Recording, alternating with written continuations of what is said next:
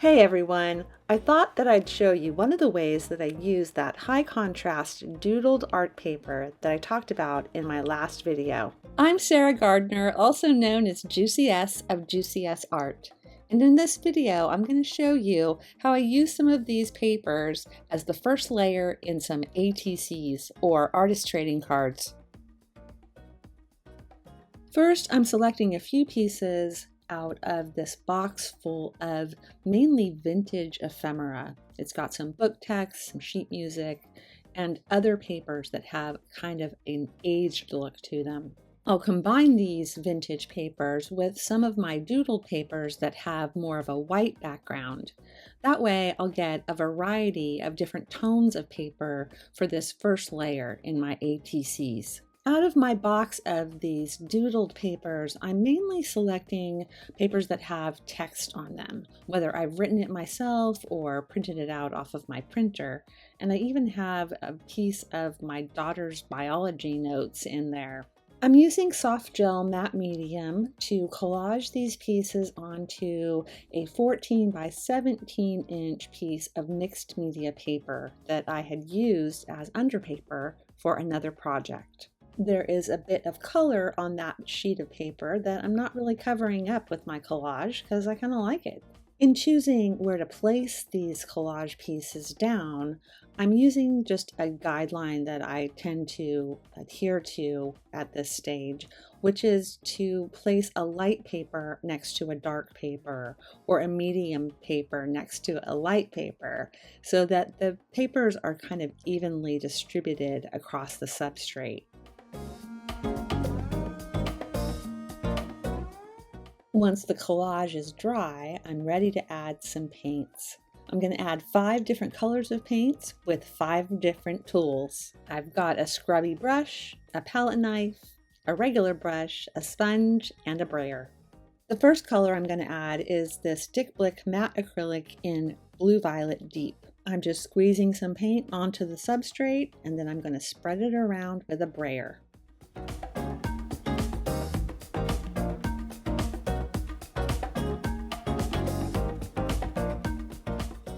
The next color of paint that I'm going to be adding is this Deco Art kind of matte finish paint in Sweet Mint.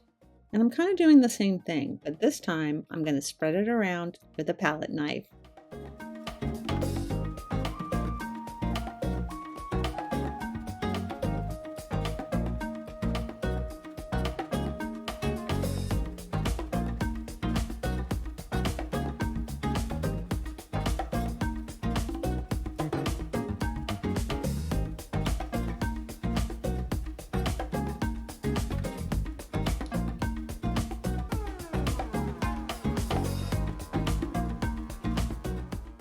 Next, I'm using this craft paint that is a kind of neon violet and it's kind of translucent. So I can put it over some paints that are down already and end up with a nice blending effect, or I can put it over my collage and some of that text will shine through.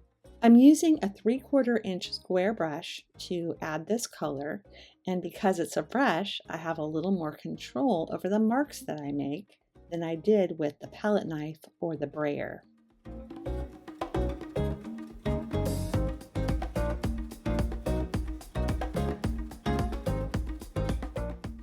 Next, I'm adding this Paper Artsy Fresco Finish paint in Dolly Mix, which is a nice kind of orchid light purple. I'm using what I'm calling my scrubby brush to put down this color. I believe it's like a number 14 round boar's hair brush. So it's rough and it's fairly good size. So I'm not going to get precise lines out of it, but I am working with lines because I want to vary my marks and I haven't made lines yet.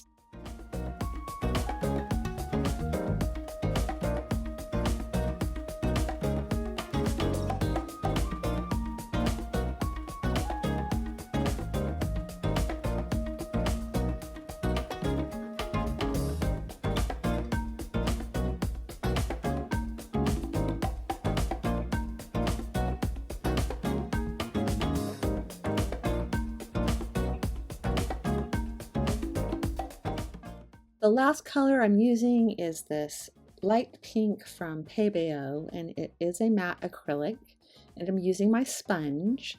So it seemed kind of apropos to make sponge-shaped marks on top of everything else that's already there.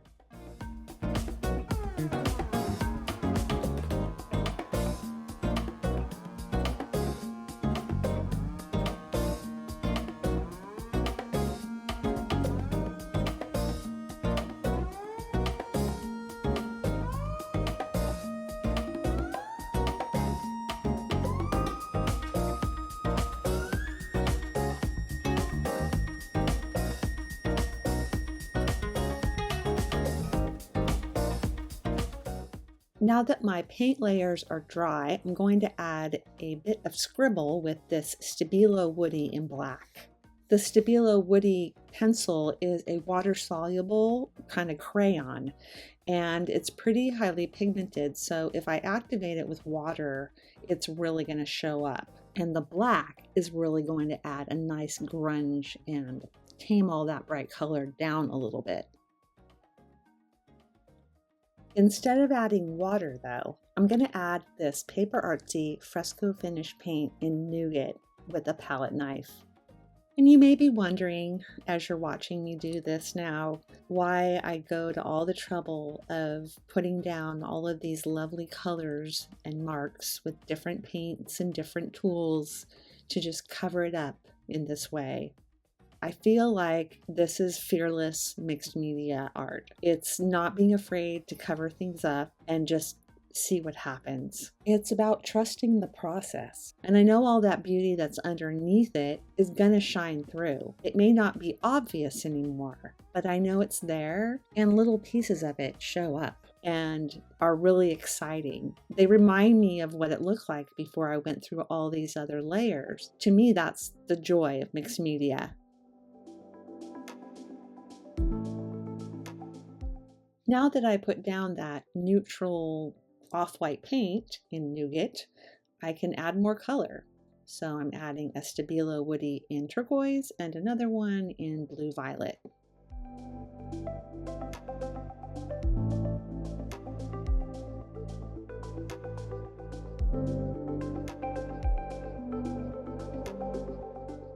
The last thing I'm going to add is some Dilutions ink sprays, one in vibrant turquoise, another in lemon zest, and this one is bubblegum pink.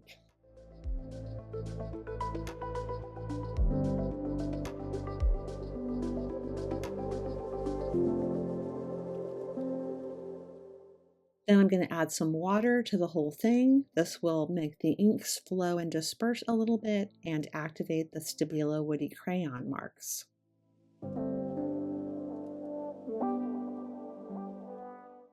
And I'll blot just a little bit so that it doesn't take forever to dry. And I know from experience that when these inks dry, they dry a little bit lighter and paler than they look right now when they're wet.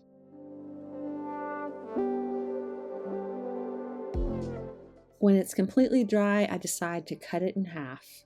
I'm going to make artist trading cards out of one half and save the other side for something else. Artist trading cards are officially 2.5 by 3.5 inches. So I cut one half of my substrate into these cards. And I'm going to add further embellishment to them. But as you can see, they are beautiful, one-of-a-kind little pieces of art. It's amazing the magic that happens when you cut a big piece like that into these smaller pieces. I love how uncontrived and unplanned the compositions are. And it's fun and exciting to wonder where the other half of a mark went or where the rest of that line came from. All those different layers of different media give these backgrounds a richness and depth that you just can't get any other way. To each of my ATC backgrounds, I added more marks and more media, of course. I added these little cutout stars that I'd made, and I added a splattering of this metallic gold acrylic ink.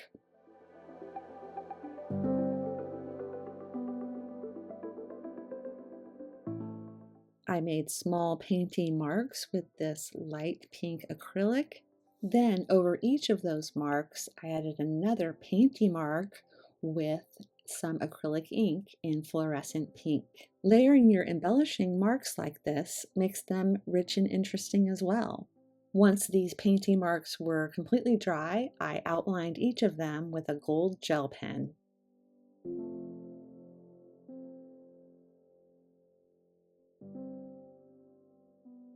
I also added a few scribbles over the surface of my cards with a graphite pencil and some tiny hash marks here and there with a Posca paint pen with a very fine nib in turquoise.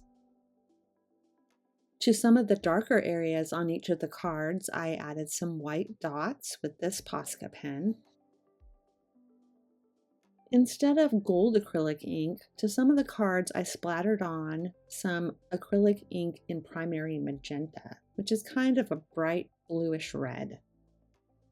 Then I outlined each of the ink droplets with this white gel pen. Here's a look at each of the finished cards.